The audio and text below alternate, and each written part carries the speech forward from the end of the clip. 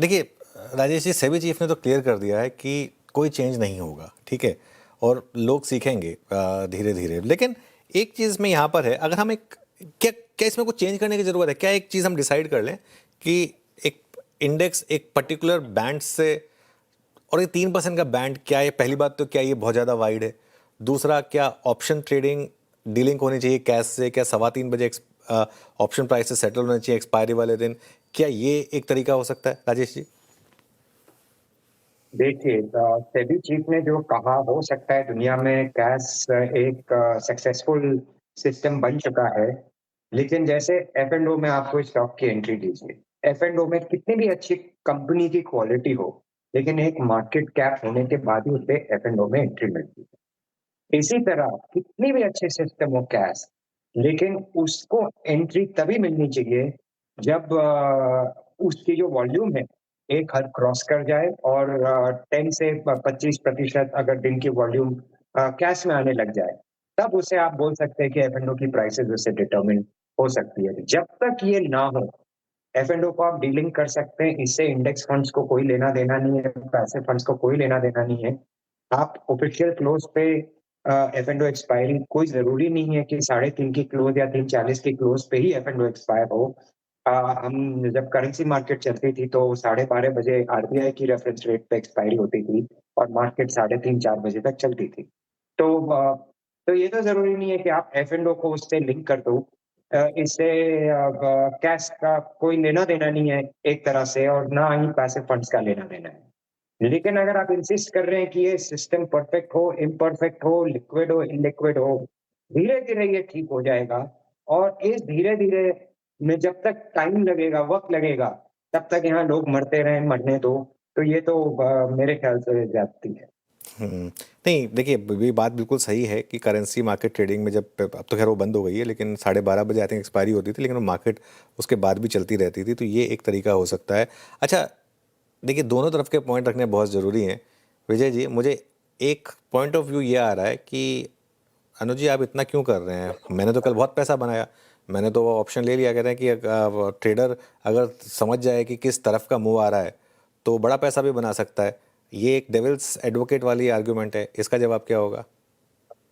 तो देखिए क्या होता है ना, लॉटरी जीवन में एक बार या दो बार लगती है, सही बात। बार बार नहीं लगती है। हाँ। और धंधा जीवन में बार बार आता है।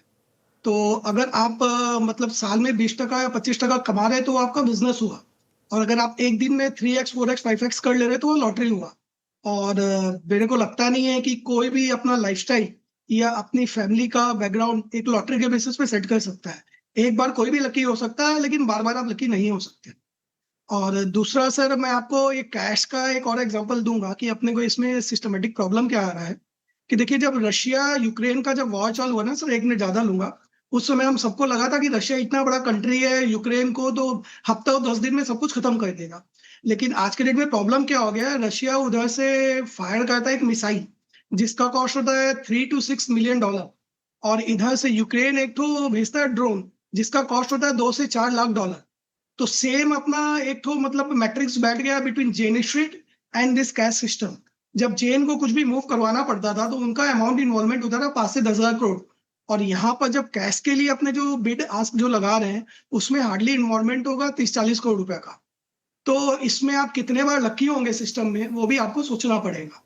तो अच्छा यही है कि भाई चीजें सही हो जाए। और जब तक चीजें सही नहीं है, अगर हमारी पॉकेट बहुत छोटी है, तो लॉटरी खेलने से अच्छा होगा कि अपने साइड में बैठ जाए और देखें और वेट करें। क्योंकि देखिए sir, SEBI is one of the best institute in the derivative market in the world. इसीलिए आज अपना इतना बड़ा मतलब मार्केट में ग्रोथ आया, नहीं तो ग्रोथ ही नहीं आता। अगर अपना ये जो इंस्टीट्यूट है, अगर इसमें कुछ प्रॉब्लम होती तो इतना बड़ा मार्केट कभी भी बढ़ता नहीं। अब ये एक तो इन्होंने नया सिस्टम लेके आया है, इसको लेके कुछ इश्यूज चल रहे हैं, तो वो अपने बराबर रिपोर्ट कर रहे हैं, हर आदमी उनको भेज रहा सलाह। और जैसे जैसे प्रॉब्लम आएगा, आई फील कि बहुत जल्दी चीजें ठीक हो जाएंगी। और तब तक अगर बेटर ये है कि आप इस सिस्टम से थोड़ा बाहर रहें। मयंक, ये एक और सवाल है क्योंकि इसी को मैं एक्सटेंड करता हूँ, क्योंकि अब हो क्या क्या है, जब वो जेन स्ट्रीट वाला मामला आया था तब आपको हार्ड कैश लगाना पड़ता था मार्केट में, है ना? अभी तो ये सिर्फ बिट्स का मामला है और उससे पूरे प्राइसेस चेंज हो रहे हैं। और ख़ास तौर से आपको लग रहा है क्या कि ये थोड़ा ज़्यादा प्रोनाउंस्ड बीएससी की एक्सपायरी वाले दिन हो रहा है, ये जो मूव आ रहे हैं? और कल तो हमने बैंकेक्स की पहली एक्सपायरी देखी फॉर एग्जांपल। शायद कोई तैयार ही नहीं था, एकदम से गूगली आ गई।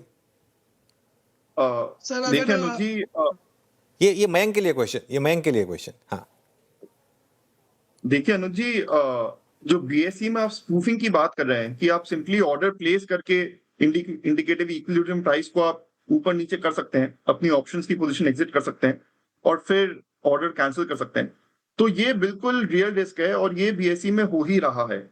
इसी के ऊपर मैंने 13 अगस्त की जो एक्सपायरी उस पर सेबी को ऑर्डर आया, मैंने 6 अगस्त को ही एक और चिट्ठी लिखी थी सेबी को, इसी रिस्क को प्रोनाउंस करते हुए कि ये बहुत बड़ा रिस्क है और ये मटेरियलाइज होना ही वाला है, मतलब आप इस पे बिल्कुल कड़ी निगरानी रखिए। अब होता क्या है कि सेबी एक्शन तो ले लेगा पोस्ट फैक्टो, बट जो बाजार में गड़बड़ हुई है वो तो हो गई ना, उसी के बाद वो लेगा। तो आपका सिस्टम ऐसा होना चाहिए बाय डिजाइन कि मैनिपुलेशन हो ही ना सके, या उसका मतलब प्रिवेंटिव सिस्टम होना चाहिए, या अगर करना हो किसी को मैनिपुलेशन तो जैसे मेरे रिस्पेक्टेड को पैनलिस्ट कह रहे थे, उसका बार बहुत हाई हो ताकि लोग डेटर हो करने से। और कल जो बैंकेक्स की एक्सपायरी में हुआ वो होना ही था, मतलब इतना थिनली ट्रेडेड, जब आपका एक कैश मार्केट है, इतना थिनली ट्रेडेड है तो वो होगा ही। बीएसई में अगर आप बीएसई कैश में जस्ट 30 सेकंड और लूंगा, बीएसई कैश में अगर आप नॉर्मल तौर पे देखें तो 10-12 करोड़ की वॉल्यूम होती है, केवल 10-12 करोड़। एक्सपायरी डे में वो कई बार बढ़ के 50 करोड़ हो जाती है, तो ये क्यों एडिशनल हो रहा है केवल एक्सपायरी डे के दिन? कैश तो क्लियरली एनएससी पे ज्यादा लिक्विड है, तो कोई भी एडिशनल ट्रेडर तो एनएससी पे ही जाएगा कैश ट्रेड करने, मगर वो 50 करोड़ का जो एडिशनल ट्रेडिंग है हर एक्सपायरी पे हम एक जंप देखते हैं, वो क्यों हो रहा है? तो ये सवाल उठता है।